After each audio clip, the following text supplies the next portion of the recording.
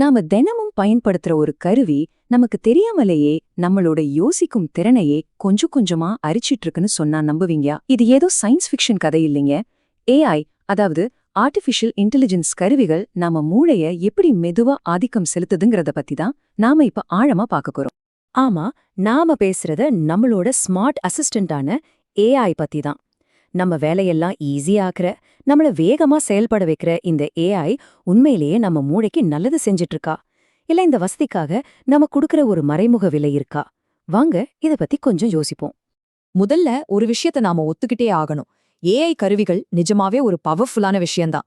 அதுல யாருக்குமே ரெண்டாவது கருத்து இருக்க முடியாது. அதோட நன்மைகளை நாம கண்டிப்பா மறுக்கல.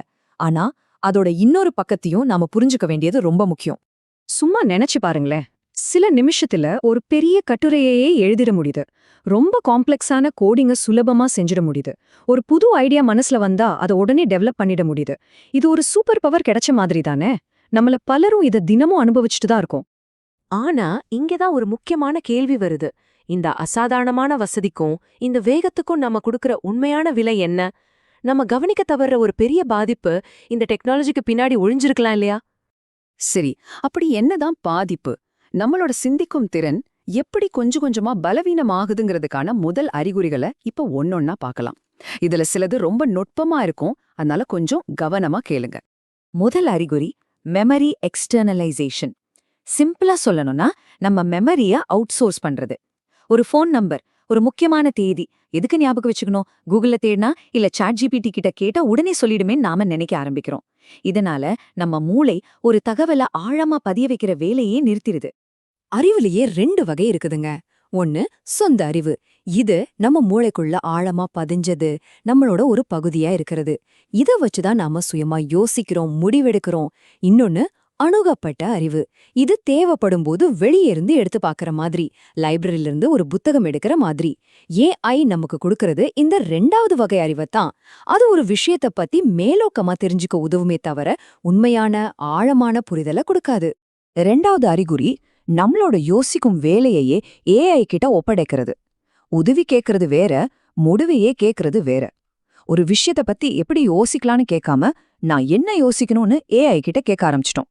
இப்போ நீங்க பாக்குற இந்த கேள்விகள் எல்லாம் அதுக்கு ஒரு சின்ன உதாரணம் தான். இது ஒரு சரிவு பாதை மாதிரி. முதல்ல நம்ம சிந்தனைக்கு உதவ ஏஐய பயன்படுத்துறோம். போக போக ஏஐ நம்ம சிந்தனைக்கு பதிலா அதுவே ஒரு பதில நமக்கு கொடுக்குது. கடைசில நம்மளோட சுயமாக யோசிக்கிற திறனே கொஞ்சம் கொஞ்சமா மழுங்கி போயிடுது. இதுதான் அந்த ஆபத்தான பாதை. 3வது அறிகுறி ரொம்பவே நுட்பமானது, சட்டென்று கண்டுபிடிக்க முடியாது. நம்ம மனசுல ஒரு ஐடியா முழுசா உருவாகி இருக்காது, ஒரு அரைகுறை எண்ணமா இருக்கும். அத ஏஐ கிட்ட கொடுத்து முழுமையான வார்த்தைகளா மாத்தச் சொல்றது. இது நம்ம வேலையை சுலபமாக்குற மாதிரி தான் தெரியும். ஆனா உண்மையில இது நம்ம சிந்தனை முறைய தலைகீழா மாத்துது. இயல்பான ஒரு செயல்முறை என்னன்னா, முதல்ல நம்ம மனசுல ஒரு சிந்தனை உருவாகும். அதுக்கப்புறமா அதை வெளிப்படுத்த நாம வார்த்தைகளை பயன்படுத்துவோம். அதாவது சிந்தனை தான் முதல். ஆனா ஏஐய பயன்படுத்தும் போது என்ன நடக்குது பாருங்க. ஏஐ உருவாக்குற வார்த்தைகள் நம்மளோட முழுமையடையாத சிந்தனையை வடிவமைக்குது. சுருக்கமா சொன்னா நம்ம சிந்தனை மொழியை உருவாக்கல, ஏஐயோட மொழி நம்ம சிந்தனையை உருவாக்குது. இது ஒரு ஆபத்தான தலைகீழ் மாற்றம். 4வது அறிகுறி அறிவாற்றல் உராய்வு இல்லாம போறது. ஒரு விஷயத்த கத்துக்க நாம படுற கஷ்டம், அந்த மன போராட்டம் இருக்கு இல்லையா, அதுதான் இந்த உராய்வு. ஜிம்முக்கு போய் வெயிட் தூக்கும்போது தசைக்கு எப்படி ஒரு அழுத்தம் தேவையோ அதே மாதிரி மூளைக்கு இந்த உராய்வு தான் ஒரு சிறந்த பயிற்சி. அங்கதான் உண்மையான கற்றல் நடக்கும். ஆனா ஏஐ என்ன பண்ணுதுன்னா இந்த உராய்வையே இல்லாம பண்ணிடுது. எல்லாத்துக்கும் சுலபமான வேகமான பதில கொடுத்துடுது. இதனால கஷ்டமான விஷயங்களை யோசிக்கிறதே ஒரு தேவையில்லாத வேலை மாதிரி நமக்கு தோண ஆரம்பிக்குது. தேர்ச்சி அடையறதுக்கு பதிலா எல்லாத்தையும் சுலபமா ஒப்படைக்கிறதுக்கு நம்ம மூளை பழகிடுது. சொல்லப்போனா இது ஒரு வசதியான பொறி. இதுவரைக்கும் பார்த்த எல்லா அறிகுறிகளோட உச்சக்கட்ட விளைவு இதுதாங்க. ஒருவேளை இதுதான் எல்லாத்தையும் விட ரொம்ப ஆபத்தான ஒரு அறிகுறியா கூட இருக்கலாம். இதுக்கு பேரு செயற்கை புரிதல், அதாவது சிந்தெடிக் அண்டர்ஸ்டாண்டிங். சிம்பிளா சொல்லணும்னா நமக்கு எல்லாம் தெரிஞ்ச மாதிரி ஒரு உணர்வு இருக்கும், ரொம்ப தெளிவா பேசுற மாதிரி ஒரு தோற்றம் இருக்கும். ஆனா இது ஏன் இப்படி நடக்குது நீ யாராவது அடிப்படை கேள்விய கேட்டா நம்மால பதில் சொல்ல முடியாது. ஒரு கணக்குக்கு விடை தெரியும், ஆனா அந்த விடை எப்படி வந்ததுன்னு விளக்க தெரியாது. காரணம், நம்ம கிட்ட இருக்கிறது பதில் மட்டும்தான், அந்த பதிலுக்கு பின்னாடி இருக்கிற ஆழமான புரிதல் இல்ல. சரி, இதெல்லாம் கேட்க தியோரி மாதிரி நல்லாதான் இருக்கு. ஆனா நிஜ வாழ்க்கையில நம்ம வேலையில இது எந்த அளவுக்கு பாதிப்பை உண்டாக்குதுன்னு நீங்க கேட்கலாம். வாங்க, சில முக்கியமான துறைகள்ல இதோட தாக்கத்தை இப்ப பார்க்கலாம். உதாரணத்துக்கு சாஃப்ட்வேர் துறையை எடுத்துக்கலாம். ஏஐ கொடுக்கிற கோடு அப்படியே பயன்படுத்தும் போது ஒரு பிழை வந்தா அதை சரிபார்க்கிற டீபக்கிங் திறன் குறைஞ்சு போகுது. கல்வித்துறையில மாணவர்கள் கட்டுரைகளை ஏஐல உருவாக்கும் போது விஷயத்தை உள்வாங்கறதுக்கு பதிலா வெறும் தகவல்களை மட்டும் சேகரிக்கிறாங்க.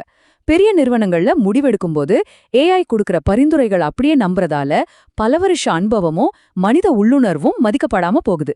இதெல்லாம் மேலோட்டமா பார்க்கறதுக்கு சின்ன விஷயங்களா தெரியலாம், ஆனா இதோட கூட்டு விளைவு ரொம்ப பெரிய ஆபத்துங்க. இவ்ளோ நேரம் பிரச்சனைகளை பத்தி பேசிட்டோம். இத கேட்டு கொஞ்சம் பயமா கூட இருக்கலாம். ஆனா கவலைப்படாதீங்க, இதுக்கு என்னதான் தீர்வு? நம்ம சிந்தனை திறனை எப்படி பாதுகாக்கிறது, எப்படி மீட்டெடுக்கிறது, அதுக்கான வழிமுறைகளை இப்ப பார்க்கலாம்.